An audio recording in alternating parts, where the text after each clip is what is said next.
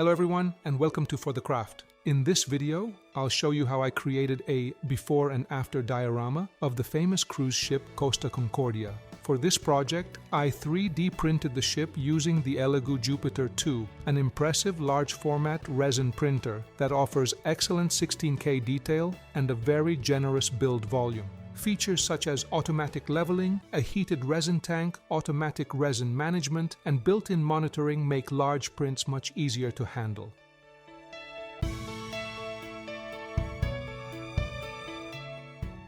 Once the printing was complete, I carefully removed all the supports to free the models. Next, I applied an even coat of white primer, followed by white acrylic paint using my airbrush. With the help of masking tape and a fine brush, I painted the hull, decks, and smaller details. To be honest, painting all the details on ships of this size with such a fine brush was quite challenging and required a great deal of patience.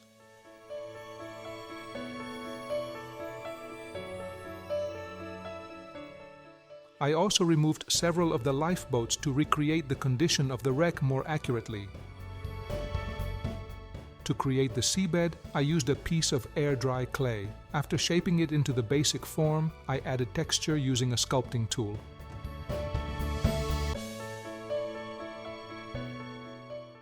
I then coated the surface with PVA glue and covered it with fine natural sand.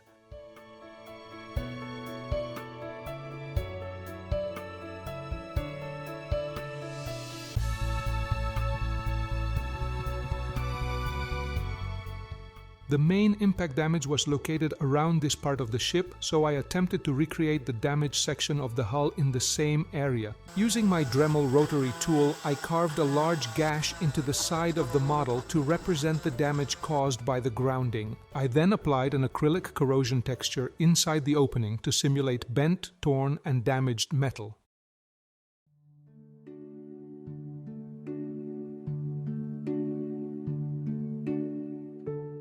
Using masking tape and a fine brush, I continued painting the smaller details across the deck and around the ship. This involved a lot of delicate work and required a very steady hand.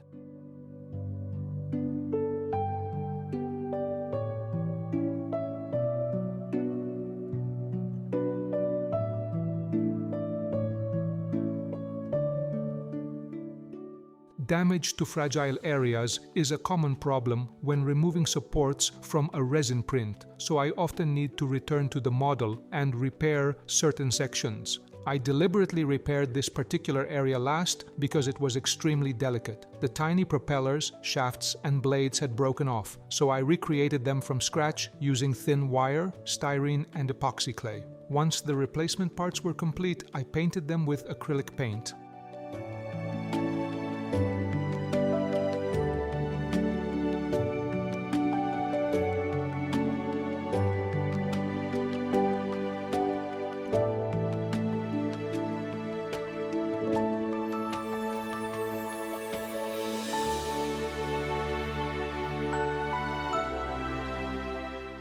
I designed the ship's name and other markings on my computer and printed them onto transparent adhesive paper.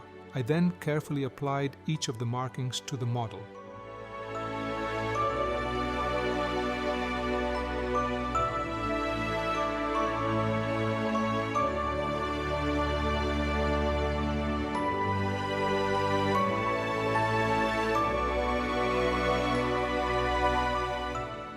Then I used oil colors to create weathering on the wreck.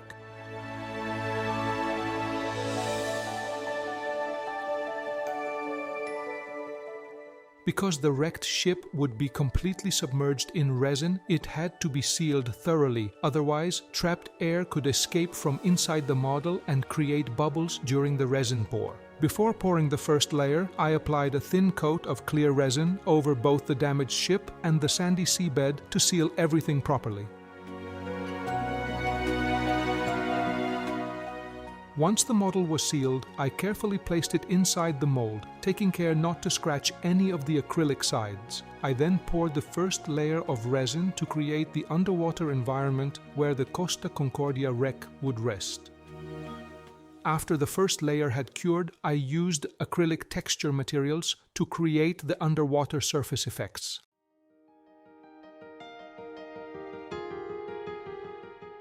I also mixed different acrylic products to form areas of sea foam around the wreck. Once everything had dried completely, I poured the second layer of clear resin.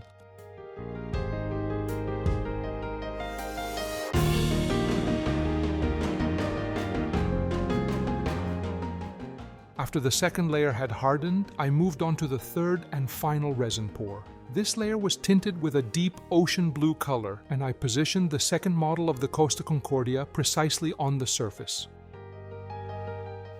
When the final resin layer had fully cured, I carefully removed the acrylic mold. I also created a wooden base for the diorama and painted it black to give the finished display a clean and professional appearance. Next, I began creating the waves around the ship using acrylic water texture gel.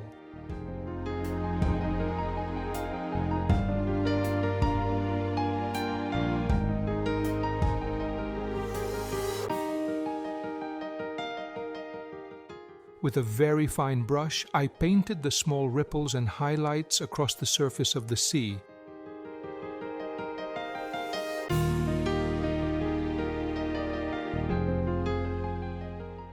I then used additional acrylic materials to create the sea foam around the hull and the trailing wake behind the ship.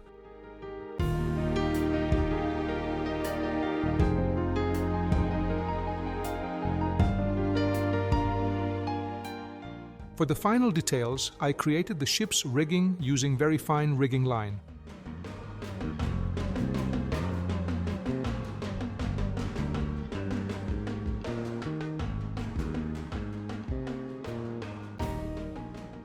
I also hand-painted a tiny Italian flag and attached it to the stern. With those final touches completed, the diorama was finished.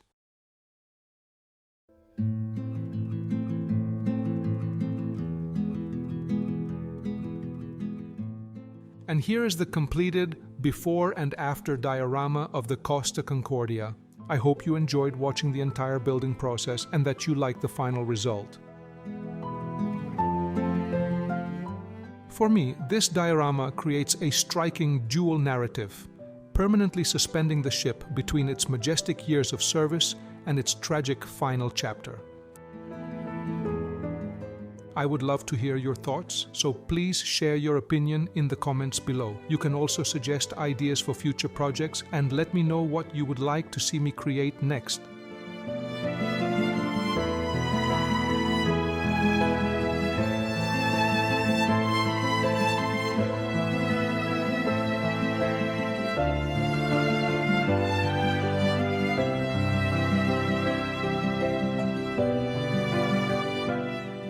I would like to say a special thank you to Elegoo for providing the Jupiter 2 printer used for this project. Elegoo produces reliable, high-quality equipment, so I invite you to follow the link in the video description and explore their products for yourself.